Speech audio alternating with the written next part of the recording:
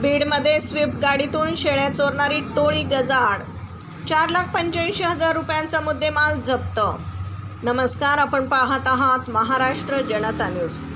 बीडच्या स्थानिक गुन्हे शाखेने दिवसा आणि रात्रीच्या वेळी स्विफ्ट गाडीतून फिरून शेळ्यांची चोरी करणाऱ्या टोळीचा पर्दाफाश केला आहे. या प्रकरणी 3 आरोपींना अटक करण्यात आली आहे.